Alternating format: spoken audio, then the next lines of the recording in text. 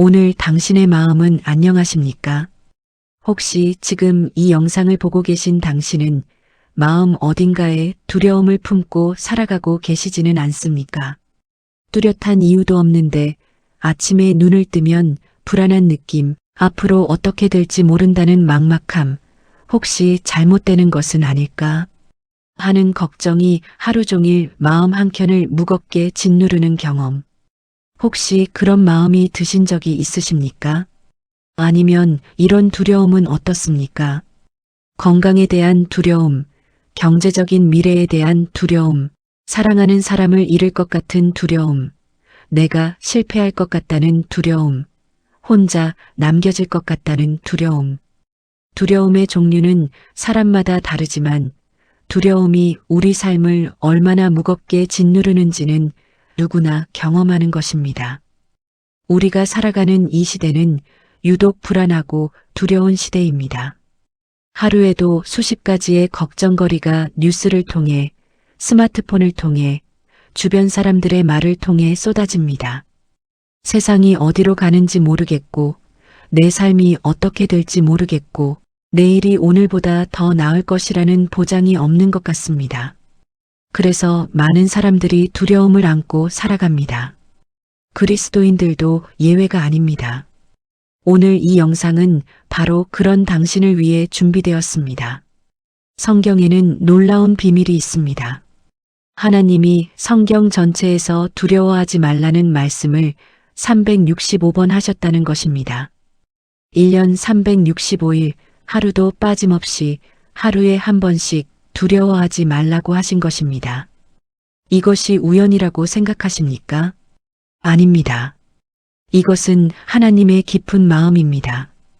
당신이 하루도 두려움 없이 살기를 바라시는 하나님의 간절한 마음입니다. 오늘 그 마음을 함께 발견해 보겠습니다. 끝까지 함께 해 주십시오.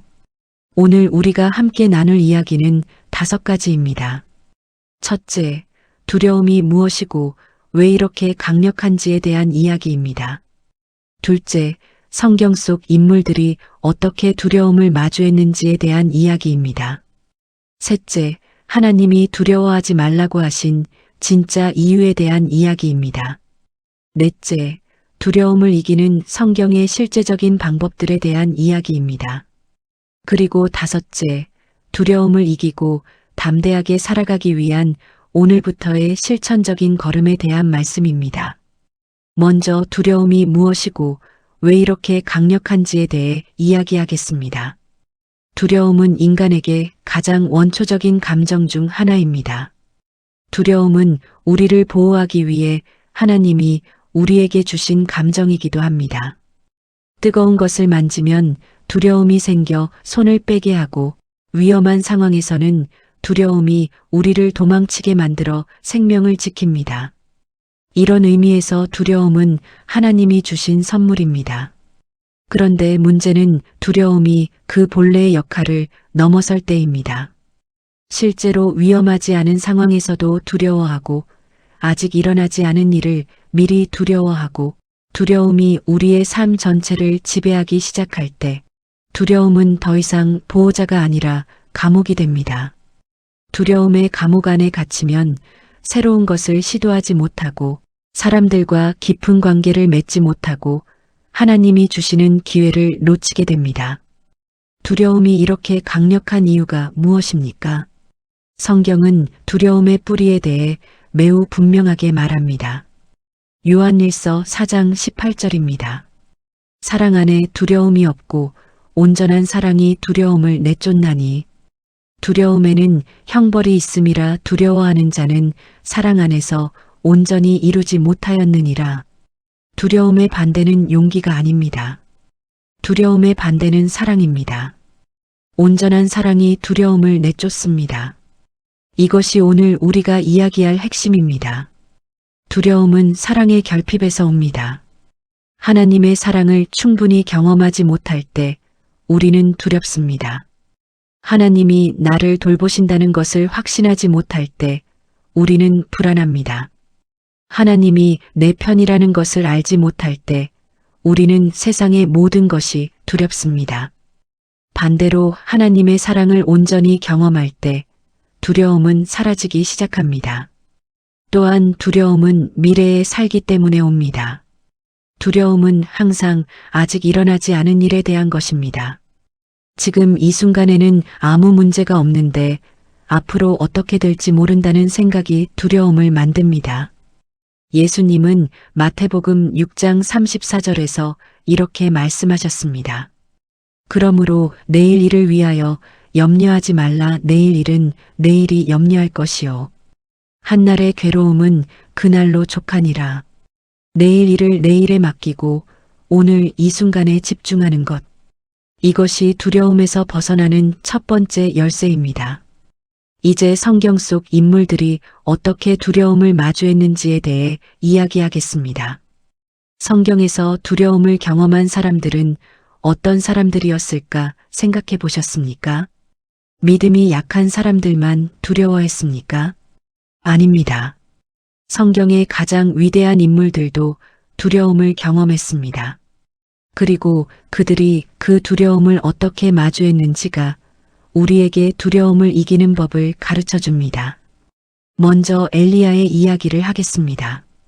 열왕기상 18장에서 엘리야는 갈멜산에서 850명의 바알과 아세라 선지자들을 이겼습니다. 하늘에서 불이 내려왔고 온 이스라엘 백성이 여호와는 하나님이시라고 외쳤습니다. 이보다 더 큰 승리가 어디 있겠습니까? 신앙의 정점에서 있는 것 같은 순간이었습니다. 그런데 그 직후에 무슨 일이 일어났습니까? 이세벨 왕비가 엘리야를 죽이겠다는 전가를 보냈습니다. 그러자 열왕기상 19장 3절에서 말합니다. 그가 이 형편을 보고 일어나 자기의 생명을 위하여 도망하여 엘리야가 도망쳤습니다. 850명을 이겼던 사람이 하늘에서 불을 내리게 했던 사람이 한 여인의 협박에 도망쳤습니다. 두려움은 이렇게 옵니다.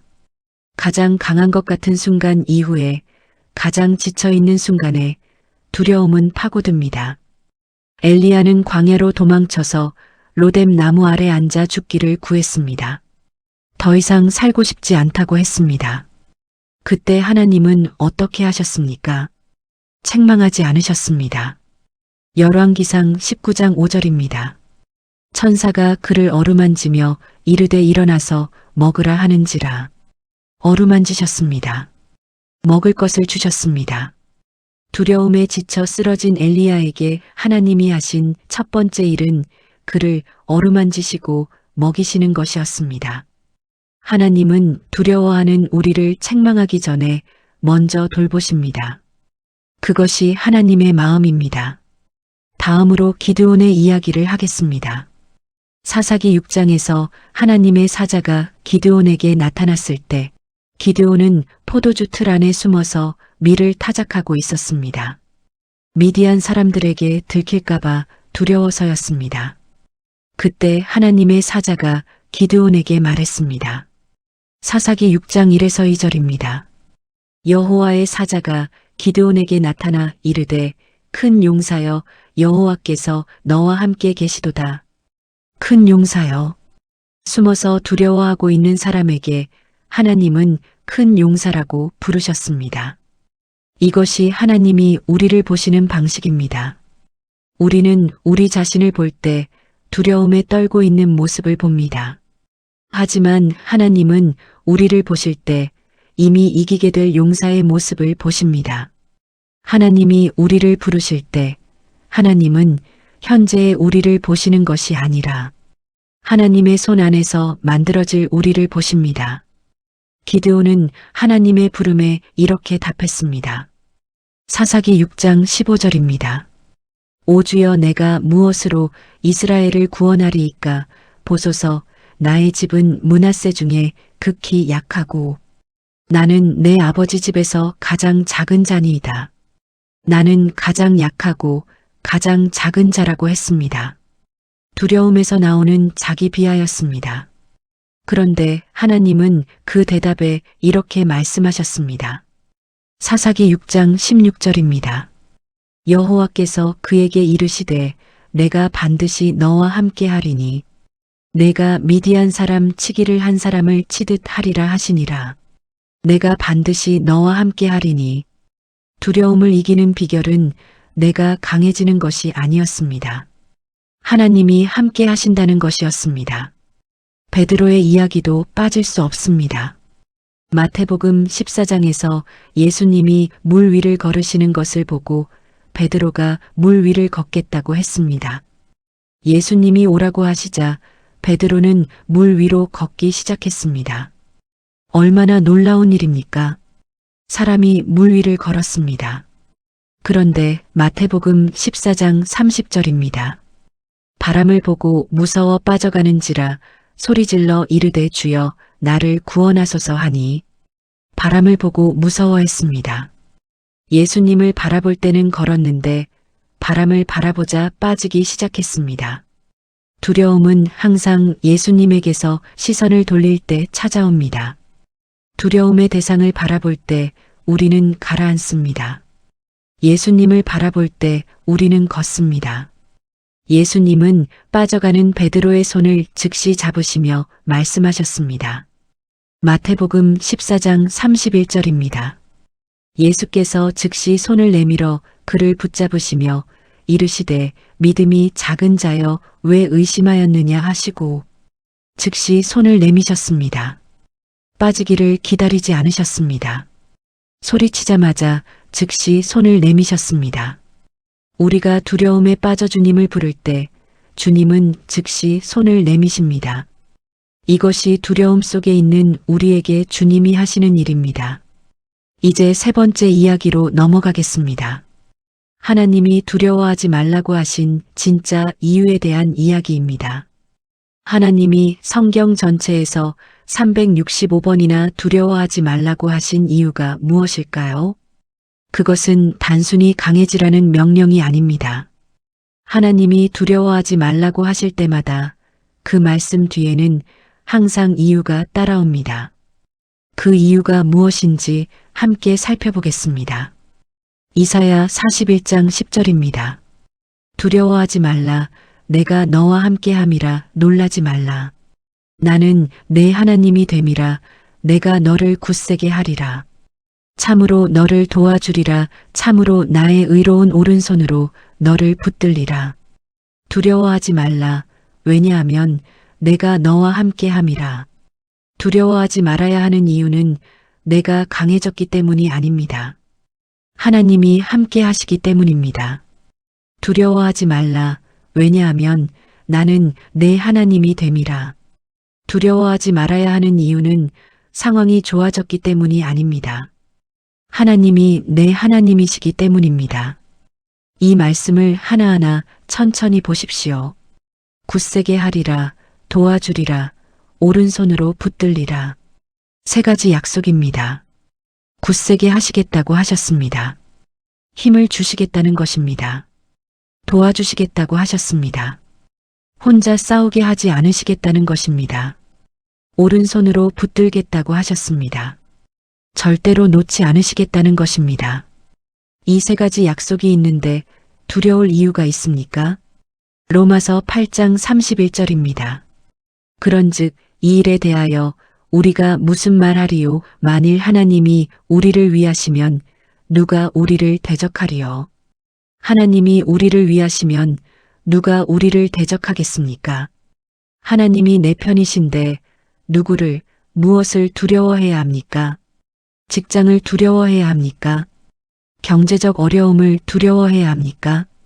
사람들의 시선을 두려워해야 합니까? 죽음을 두려워해야 합니까? 하나님이 우리를 위하신다면 우리를 대적할 수 있는 것은 이 세상에 없습니다. 시편 23편 4절을 다시 보십시오.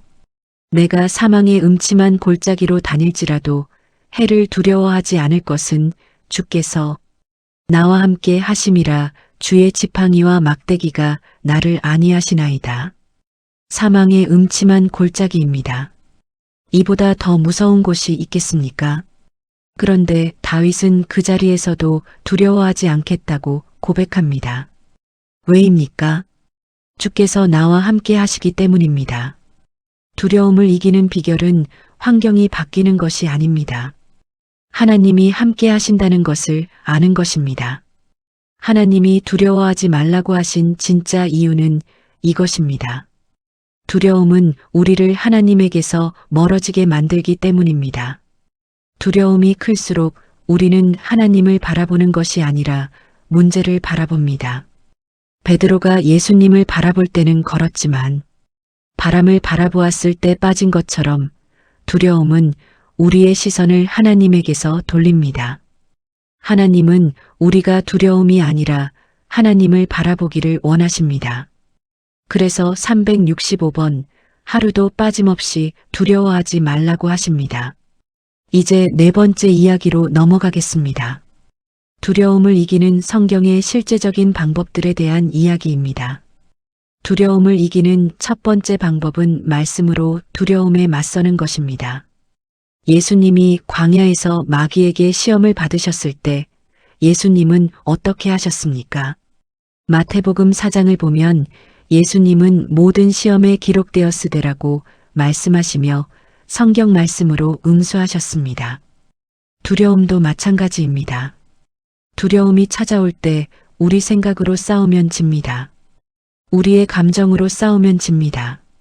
하지만 말씀으로 싸우면 이깁니다. 두려움이 찾아올 때 이렇게 해보십시오. 두려움의 말을 하나님의 말씀으로 바꾸십시오. 두려움이 말합니다. 너는 혼자야. 그러면 하나님의 말씀으로 대답하십시오. 신명기 31장 6절입니다. 강하고 담대하라 두려워하지 말라. 그들 앞에서 떨지 말라. 이는 내 하나님 여호와 그가 너와 함께 가시며 결코 너를 떠나지 아니하시며 버리지 아니하실 것임이니라. 하나님이 결코 떠나지 않으십니다. 두려움이 말합니다. 너는 실패할 거야. 그러면 말씀으로 대답하십시오. 빌립보서 4장 13절입니다. 내게 능력 주시는 자 안에서 내가 모든 것을 할 수 있느니라. 두려움이 말합니다. 앞이 안 보여. 그러면 말씀으로 대답하십시오. 잠언 3장 5절과 6절입니다. 너는 마음을 다하여 여호와를 신뢰하고 내 명철을 의지하지 말라. 너는 범사의 그를 인정하라. 그리하면 내 길을 지도하시리라. 하나님이 길을 지도하십니다. 말씀은 두려움을 이기는 가장 강력한 무기입니다. 히브리서 4장 1에서 2절입니다. 하나님의 말씀은 살아있고 활력이 있어 좌우의 날선 어떤 검보다도 예리하여 살아있고 활력이 있는 말씀, 날선 검보다 예리한 말씀이 우리의 두려움을 이깁니다. 두려움을 이기는 두 번째 방법은 찬양입니다. 역대하 20장에 여호사밧 왕의 이야기가 나옵니다. 엄청난 연합군이 쳐들어왔습니다. 숫자로도 이길 수 없는 상황이었습니다. 그때 하나님은 이렇게 말씀하셨습니다. 역대하 20장 17절입니다. 이 전쟁에서 너희가 싸울 것이 없나니 대열을 이루고 서서 너희와 함께한 여호와가 구원하는 것을 보라. 싸울 것이 없다고 하셨습니다. 그러자 여호사밧은 어떻게 했습니까? 역대하 20장 21절입니다. 백성과 더불어 의논하고 노래하는 자들을 택하여 거룩한 예복을 입히고 군대 앞에서 행진하며 여호와를 찬송하여 이르되 여호와께 감사하세 그의 인자하심이 영원하도다 하게 하였더니 군대 앞에 찬양대를 세웠습니다. 전쟁터에서 먼저 찬양했습니다. 그 결과가 어떻게 되었습니까? 역대하 20장 22절입니다. 그 노래하며 찬송할 때에 여호와께서 복병을 두어 유다를 치러 온 암몬 자손과 모압과 세일 산 주민들을 치게 하심으로 그들이 패하였더라. 찬양하는 순간 하나님이 싸우셨습니다. 두려움이 찾아올 때 찬양하십시오. 억지로라도 찬양하십시오. 찬양은 우리의 시선을 문제에서 하나님께로 돌립니다. 찬양은 우리 마음에 있는 두려움의 자리에 하나님의 임재를 채웁니다. 시편 22편 3절은 말합니다. 이스라엘의 찬송 중에 계시는 주여. 하나님은 우리의 찬양 중에 계십니다. 두려움이 가장 큰 그 순간에 찬양할 때 하나님이 그 자리에 오십니다. 두려움을 이기는 세 번째 방법은 기도입니다. 그것도 구체적인 기도입니다. 빌립보서 4장 6절과 7절을 다시 보십시오.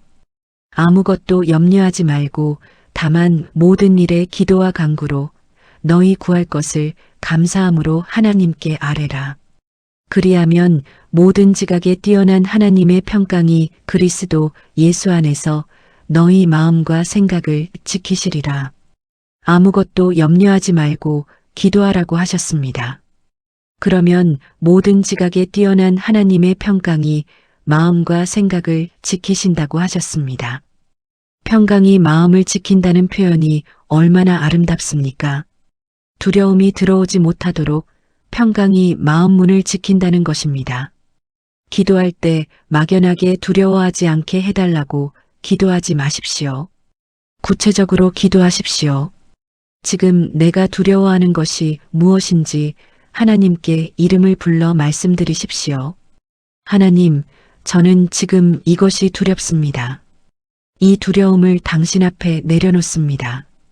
이 구체적인 기도가 두려움을 이기는 힘이 됩니다.